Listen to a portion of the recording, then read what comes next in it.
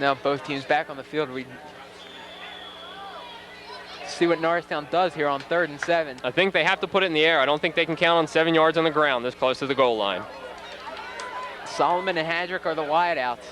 Blake back to pass, looking for Hadrick up top.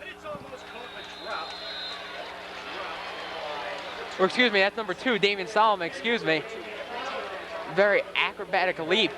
Couldn't reel that ball in.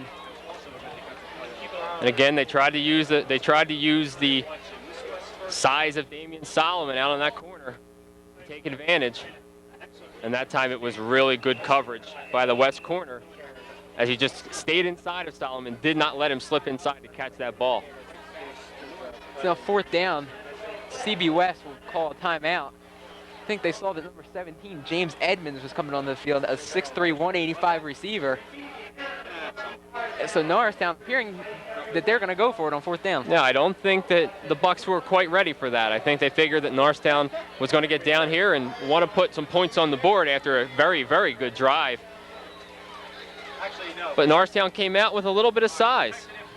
They brought in another big receiver. We haven't seen a lot of 3 receiver sets from Norristown this year, so that's something new. They came with 190-pound tight end, Josh Kinlock, number 82. So a little more size up front, a little more size to catch the ball, to put guys out into the pattern. And Central Bucks West wasn't quite ready for it. So now they're going to regroup, maybe change some personnel to counter the Norristown moves. And Greg, if Norristown, I certainly can't say that I'd want to be making this decision. I mean, if you're Roger Grove, do you want to put the confidence in your kids that you get points on the board? I mean, Norristown's been playing very well this year, but this might be their last shot to get points on the board. You just never know against West. Do you want to put them on now, or do you want to make that statement and get 7? You hope you don't ruin the confidence, but I'll tell you what, it's a real tough call. Let's see what these kids have. Here we are, 3 wide receivers on this side, 4th down. Blake will drop back. He'll throw, and it's incomplete. Pressure there was by number 9, Brian Buckley. We have a flag on the play. Brian Buckley was a little bit aggressive there, I think, in taking Chris Blake down. Blake did get rid of the ball, but it's a personal foul, roughing the passer on number 9, Brian Buckley. Another huge mistake by West, which you just don't expect to see. That's truly a discipline mistake. I certainly agree with the call. Buckley came straight up the middle. That's why the pass was short, because Chris Blake got drilled and could not follow through. But Chris Blake wisely backed up on the play a little bit, trying to get himself a little more room, and Buckley just drove into him and drove him through the turf. A little bit late, probably. You know, Coach Mike Pettin will be having trouble getting to sleep tonight, knowing that his team has committed these kind of penalties. Yeah, even if they win, he is not happy about this, because obviously West looks at the long-term goal. They look at that last game of the season up in Hershey Park Stadium. That's always the game they're looking for, even though Mike Pettin will never admit it and can't let his kids believe it. But everybody comes to West looking for that final game, and penalties like this don't get you to that final game. So Norristown now on 1st down once again. Blake, the handoff to Swittenberg. Fight for a couple of yards. Well, West keeps giving Norristown opportunities. They have to put one of these in. Yeah, and I like the play call there. It was real direct. He went straight off tackle, really hard on the 1st down play. It was an aggressive call that time, and you don't want to start messing around and giving away downs. So that time, Norristown regrouping a little bit. West back on their heels with a couple of penalties. Norristown was counting on them being a little bit surprised and came right at them to get even closer to the goal line. Well, as long as Norristown gains yardage on each play, they'll get it in the end zone. That's all that they have to do, just gain yardage. Backs in the eye, the Norristown fans cheering on the offense.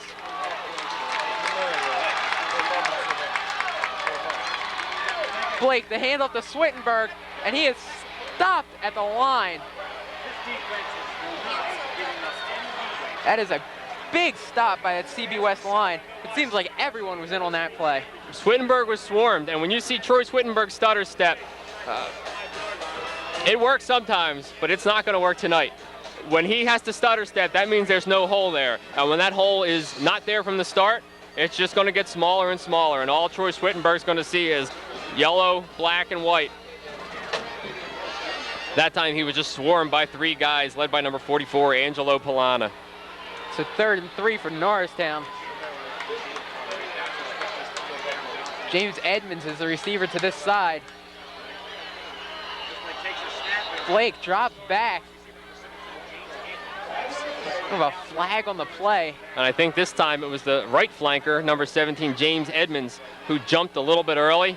We have a false start on the Eagles. So trying to get that edge and possibly giving away the play call. The flanker jumped a little bit early and tried to get the advantage. So Norristown seems like they've been inside this 10 forever, Greg, but penalties pushing them back and forth. Now they're faced with another 3rd and long. Now, obviously a little tougher for Norristown now. They've got to get this ball in the end zone at some point. We can't say it enough. I think James Edmonds on that play, just a little bit eager, wanting to get in that end zone and get that ball for the touchdown, put those points up. Now Hadrick and Edmonds are the receivers. Backs in the eye. Chris Blake rolled to his right. Looks up top for Hadrick, and that's a touchdown. Strong throw by Chris Blake. Norristown right back in this game with a good strike from Chris Blake to Trey Hadrick, and it's 14-6.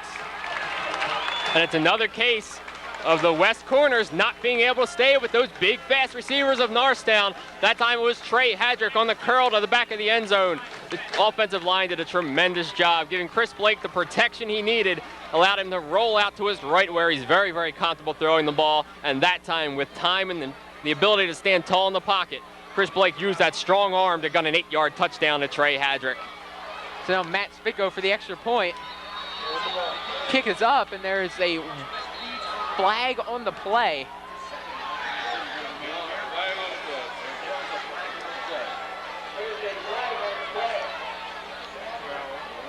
In 2 3-0 teams, this is not what you expect to see. A lot of penalties and offsides on CB West.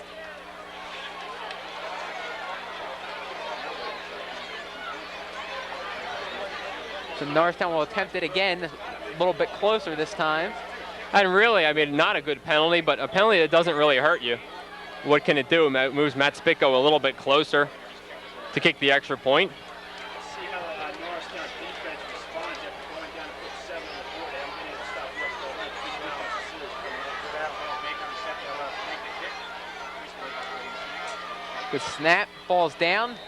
Spicko's kick is up and good. So Norristown cuts the lead in half, 14-7. And that's got to make them feel better. And they are jogging off the field with a little bit of more intensity, a little bit of fire in them. And this will help them out. They needed that confidence boost, that's for sure. And again, we saw them going to the air to get it done. The running plays were not working that close to the goal line as West was packing everybody up on that line of scrimmage. So Norristown just isolated out there on the corners, where they've gotten most of their success tonight. And the 8-yard strike to Trey Hadrick, who found a nice open place in the end zone to sit down. Chris Blake looking at him the whole time, just waited for Hadrick to open up and fired the ball in, and a great hands catch by Trey Hadrick. So now with 9:41, Norristown defense got to be looking for a stop here. Well, things are balanced out again. You're now in a position where you can put your opponent in bad field position with a good kick and good coverage. Your defense has had plenty of time to rest. That drive took a lot of that first quarter and over 2 minutes in this second quarter. So the Norristown offense, aided by some penalties from West, very nice job of ball control. Now it's a defense's turn. Kevin Qualley on the kick. Ball's taken at the 15-yard line. Breaks through a hole.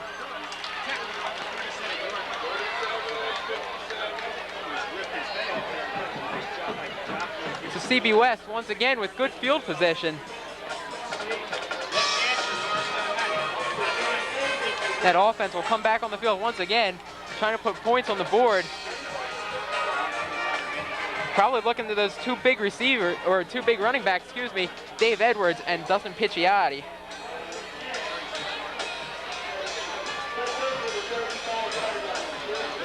And it looks like that is who will come into the backfield right now for Mike Orahel.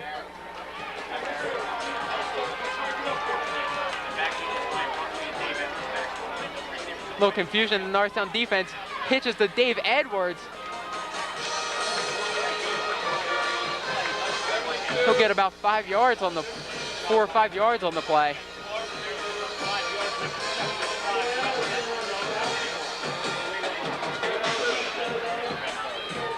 Actually, West going a little bit smaller backfield right now.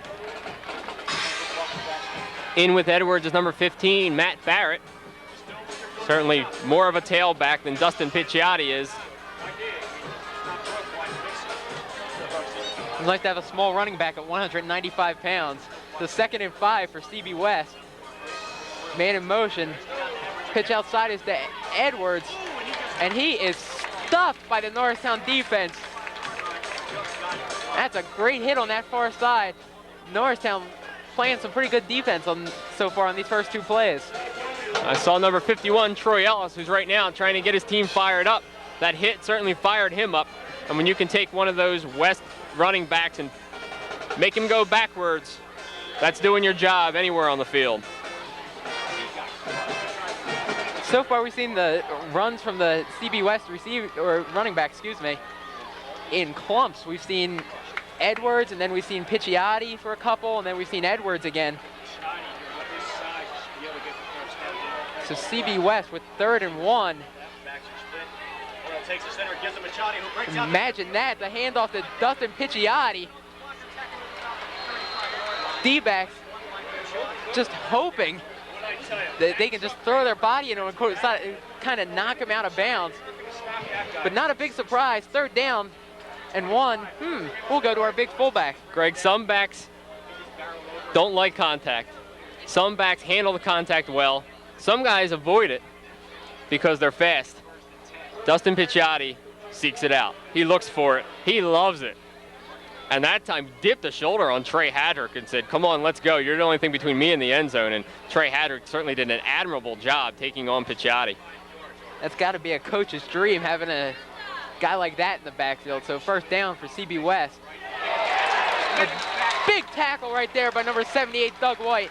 He jumped off of that line and stopped the runner in the backfield. And that's what they need. They can't just have the big guys up front for Norristown just stand there and stopping guys at the line of scrimmage and just trying to hold their position. Somebody up there has to get through and make a play. And that time, Doug White, just in the playbook, jumped off the line right on the snap. The back never had a chance, and that time it was a smaller running back, and he was no match for Doug White. Doug White, the big 6'3", 305-pound lineman, making a big play. 2nd and 11 for CB West. Handoff to Dustin Picciotti. And he is stopped. Those Norristown linemen realizing it, they're the guys with the size to stop him. They made the nice play on that one. Yeah, Norristown's had no success. I'm sure nobody else has had any success either this year. When Dustin Picciotti gets into your defensive secondary, it's got to be those front 5 guys up front for Norristown with help from the linemen. And Troy Ellis is getting to know Dustin Picciotti real well. Well, it's just amazing. You can kind of tell when he's in the backfield because you just see the pads like halfway to the sky. So 3rd and 8 for CB West. First passing attempt for CB West. The Norristown line collapsed on quarterback Mike Orahel. They stop him at the line of scrimmage. That's a big stop for Norristown. And you can credit that sack to great pursuit and to the great coverage of number 9, Trey Hadrick. He was playing the deep safety, and really, Greg, Central Bucks West only sent one guy into the pattern. That was a guy deep into the end zone. That's all Orahel had to throw to. And as he got closer and closer to that sideline, he just ran out of room. But the Norristown defenders weren't going to let him off easy and sneaking out of bounds over there. They're going to make sure that he knew, don't roll out on us. If you're going to pass the ball, you better get rid of it quickly.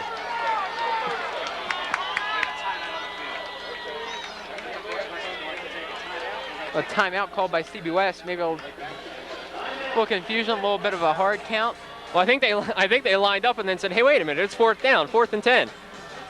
So they certainly did not like what they saw from the Norristown Eagles formation. And they're going to use their timeout. And I got to tell you, Walt, a couple of uncharacteristic things that we're seeing from CB West tonight. By the standards that we've set them up to, they appear to be sloppy tonight. They have been a little bit sloppy, and their penalties have not been forced by Norristown. There have been a couple offsides. There was a roughing the passer. Norristown's getting a couple gifts. And you know what? The Norristown players, Roger Grove has them coached very, very well. They know that they have to be smart to have a chance to win this game. They have not committed a lot of penalties tonight, and certainly not a lot of unwise penalties. They are very, very disciplined. They're not making a lot of mistakes. And that's exactly why they're in this game 14-7 when West has been trouncing all their other opponents. And one very big way to beat West is really to beat them in the mistakes column. You have to have fewer mistakes to beat them. Yeah, the problem with that is they hardly make any, which means you have to make virtually none. Tonight, Norristown's getting a little bit of a break, and they're taking advantage of it. So 4th and 10. Guess it wasn't a mistake. He's back to pass. Finds receiver over the middle. He breaks it, and he's in for a touchdown. Pass with the Sean Michael Janssen. That's a great play on 4th down. The pass over the middle. And that's demoralizing, Walt. Norristown just lost him. They just lost him in there. I don't know whose coverage it was. The closest guy there was number 1, Troy Swittenberg. And Norristown just lost the receiver coming across the middle. Orhel hit him about 1 yard shy of the first down marker. And all of these West players can really run with the ball, whether they have it off the handoff or after they catch it. Such a great job of tiptoeing the sidelines and great downfield blocking. Now West to attempt the extra point. Kick is up and it's good. So that's 7 points that Norristown puts on the board. Answered by the CB West offense. And they're up 21-7 with 5:19 left in the second quarter. Well, on 4th and 10, it was amazing. This crowd was excited. They knew a stop right there. It was 14-7. Norristown got the ball back. They could eat up some time before the end of the half. And after that pass, it's eerily quiet here. Yeah, Norristown has not been faced with a lot of those passing situations. It's eerily quiet in the stands. I can only imagine what that Norristown sideline is like right now. To give that up at any time when you're that close is absolutely will rip the heart out of you. But to give it up on 4th and 10, when all you have to do is basically line up at that first down marker and not let anybody pass, it's a heartbreaker. And Norristown has been covering downfield well one-on-one. That time it was middle range. And not having faced a lot of those situations, Norristown had to bring in a few more defensive backs than they're comfortable with, and it cost them. The 3 men back for Norristown there are number 3, Darrell Johnson, number 1, Troy Swittenberg, number 7, Carl Moore. A little bit of a reversal there. Carl Moore is often in position that Audley Stewart's in, and they switched them up in front. Right. Maybe a little bit of a strategy well, there. West has been going short with the ball. Norristown now has 2 talented guys, short and wide, Trey Hadrick and Audley Stewart.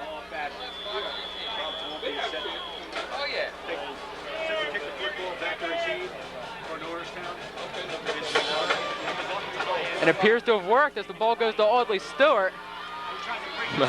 It doesn't work without blocking. Of course, when you have 5 guys flying down the sidelines, that'll hurt a little bit. Great coverage by CB West. And I got to tell you, the kicker for them, Rob Toomley, is putting up some really high kicks and letting his team have a chance to get down there.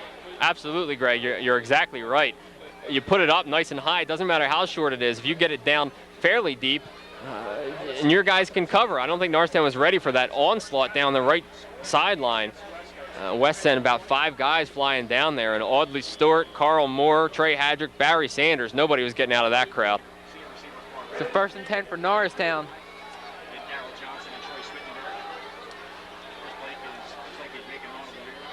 Blake at the line. On the draw play, Swittenberg, he stopped up the middle. A little bit of deception there from Norristown, just to mix things up a little bit. I like the draw call down there. Chris Blake dropped back, and with those 2 guys out wide for Norristown, certainly West has to respect that.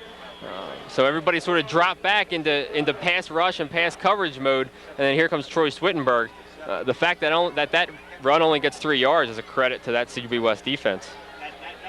Well, that CB West defense all week, all 11 guys in school, the only 2 words they were thinking were Troy Swittenberg, and they are doing a nice job of stopping him tonight so far. Chris Blake on 2nd and 7. Blake back to pass. A pump fake. He's in some trouble. And he'll throw it short. He rolls outside of the pocket. CB West fans wanting an intentional grounding. But Chris Blake with the pump fake first. I think he wanted to throw that ball, realized that he wasn't open. A smart decision to kind of hold on to it there. Absolutely. He knows that as much as he wants to use his talent to absolutely carry this team to a win, he can't make the mistakes. That really requires you to put your ego in check. And a lot of credit needs to go to Chris Blake for doing that, win or lose in this game, for putting his ego in check and doing the smart thing for the team. And it's just one of the signs of how this Norristown team has just matured over the last year. It's a 3rd and 7 for Norristown. Blake back to pass. He'll look up top. And number 10, Sean Michael Janssen, almost had a pick there. Number 14, Bill Stone, just over his head. But really no receivers open on that play. Well, Trey Hadrick, I think, was looking deeper, and Chris Blake had to get rid of it a little quicker than he wanted to, I believe, as he had 2 guys coming right at him, right in his face. Had to get rid of it in a very dangerous throw, but he was looking for Trey Hadrick to adjust, and unfortunately, Hadrick had not turned around to watch the ball. So now 4th down for Norristown. Trey Hadrick will punt.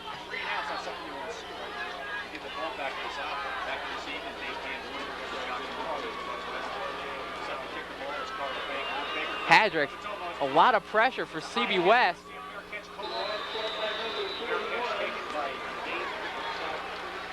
That ball will come out to about the 48-yard line. So CB West with pretty much one last chance here to put 7 more on the board against Norristown. And having to come back from 3 touchdowns, that would really be tough for Norristown. And you don't know how they do it. They just seem to stay on your side of the field all game. And as well as the Norristown offense seemed to be playing right there, that 3 and out really cost them. And now here's Central Bucks West again, right near midfield, coming at you with 4 minutes to go, and they've seen that 4 minutes is about all they need to put a ball in the end zone. I think I'm going to go to the coaches at halftime and ask them, how do you always get one big fullback like that? Because these guys are huge. The pitch to Edwards to the outside. A good tackle by Doug White on the outside. A couple of yards for Edwards there. While we have this chance, we want to thank the Norristown Area School District for bringing you tonight's game.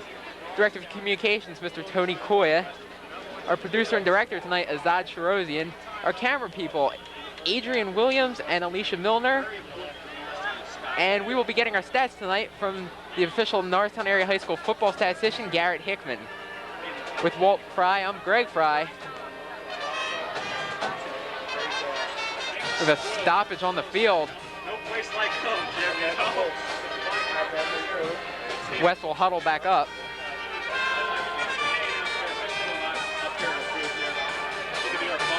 And Walt, that appeared to be the old, we're about to line up, my shoes untied trick, and they're going to have to call another play. Yeah, they weren't quite ready. They went back to the huddle. Now they certainly look ready to go with 3 minutes left. Pitch again to Edwards. Same play as last down. Norristown read that with number 71, Mike Ginyard, in on the tackle. Good action that time by nose tackle Mike Ginyard. You got to come out of the middle of that line, and there's a lot of beef on that west side to get around, but Ginyard managed to do it. Slip down that line and meet Dave Edwards as he tried to get outside. Aside from Picciotti, those running backs will run hard, but so far have not shown really the ability to break some tackles. So if Norristown can get the pursuit down, they'll be okay. The 3rd and 6 for CB West. Orhel back to pass, being pressured. And that's Mike Wilson, folks. He came flying through there, stopped Orhel for a big loss for CB West. That's a great play by Mike Wilson. And big games require big plays and require aggressive play calling, and that time Mike Wilson came on the safety blitz right up the middle.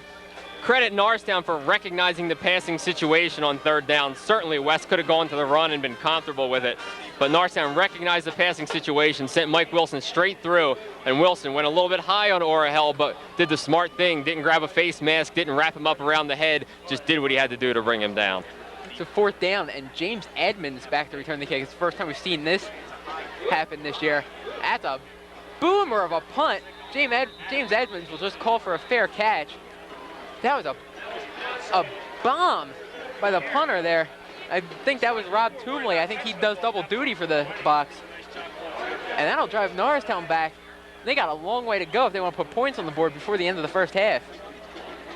And this drive may be characterized by what you just saw right there, and that is no mistakes. No mistakes. Don't give them the chance to put any more points on the board. Norristown has to still consider that they're in this game. And Edmonds was out there because he's the good hands guy, and he was out there to make that fair catch. First down for Norristown. Receivers split wide. Backs in the eye. Blake with the handoff to Swittenberg. Once again, he is stopped. Well, what can Norristown do to get Troy Swittenberg open tonight, as he is not having the usual productive night that he always has?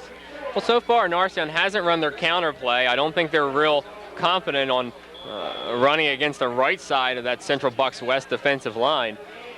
They're trying to send Swittenberg straight ahead, and there's no room. Again, you saw him on that play have to slow down, and that hole is not going to open up if it's not there right off the bat. But I think Norristown has to use a little more misdirection. Now they're going to come out with split backs and start running that counter play that they were so successful with last week. Second down, Blake back to pass. Nobody open. Finds Trey Hadrick. Did a great job at getting open, and that'll be a first down for Norristown. Chris Blake, very poised. Looked the first time, nobody open. Receivers kept fighting to get open. And a nice throw to Trey Hadrick over the middle. And Chris Blake has such a great presence in that pocket. He just looks like a quarterback. He's not an athlete out there who Norristown just put out a quarterback. He is a quarterback. Stepped away from the pressure that time. Really can feel that pressure coming and can compose himself to find his second and third receivers. Blake back to pass again. Looks up top. Oh, a nice effort layout by James Edmonds. But what, with 20 seconds left right now, that's a good play call. I'm extremely impressed by the play call and impressed by the execution of that play. But obviously, if Roger Grove did not think it was going to be executed as well as it was, you can't call that play. Obviously, it's a play that has the ability for a turnover, a big play, a sack, an interception. But in that case, Chris Blake put it to the outside where only his receiver could catch it and nobody else. Well, 2nd and 10 for Norristown. Blake on the draw play to Swittenberg with some room. And a nice tackle right there by number 14, Bill Stone. That's a nice play to keep him from getting out of bounds. It looked like so much room. Yeah, exactly right. Kept him from going out of bounds, and the clock's still running. But it looked like so much room for Troy Swittenberg. Actually, the clock is stopped now. Norristown's called a timeout with 9 seconds remaining in the first half. And Greg, so much room there for Troy Swittenberg, but it closed down so quickly. What we saw from Norristown last week was them blocking downfield extremely well. And they're trying to tonight, but the Bucks just swarm to the ball. And that's keeping Troy Swittenberg from getting off and running free. Well, I have to tell you, I wouldn't be surprised if we saw a big second half from Troy Swittenberg, because he just seems like the kind of running back, and this is the second year that he has gotten the chance to play West. He just seems like the kind of running back that absolutely will just say, okay, I'm going to have to do something here, and I'm going to get a big gain, and there's nothing you can do to stop me. Well, Swittenberg has also shown the tendency to not try to carry the team, and that sounds bad, but it's really not, because a smart running back will let his blocks set up.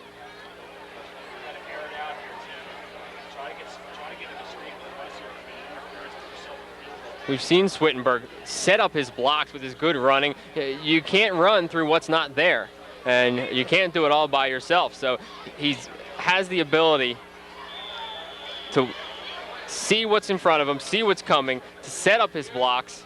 And if the blocks aren't going to be there, he's not going to be able to run.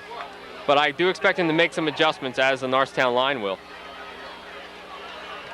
So maybe the last play of the second half, maybe time for 2, depending on if they can get out of bounds. 3rd and 4. Blake on the keeper.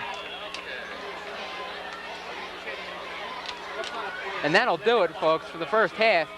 You're not going to beat CB West. So CB West comes out looking very impressive. A 21-7 lead over Norristown. We'll be back in a little bit. Bring you some things at halftime and bring you some more football action from Roosevelt Field.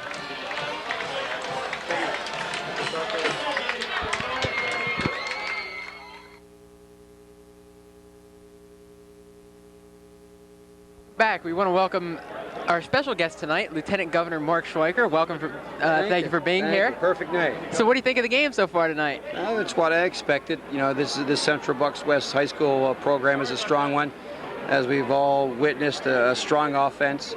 And let's not take anything away from that defense that held Norristown for about 9. Well, they got that score on the 9th play. Now, Norristown, from my standpoint, is an extremely quick team. And they're going to have the opportunity to exploit that in the next 2 quarters if they're going to take the Bucks tonight. So do you hear a lot about Central Bucks West out in Harrisburg?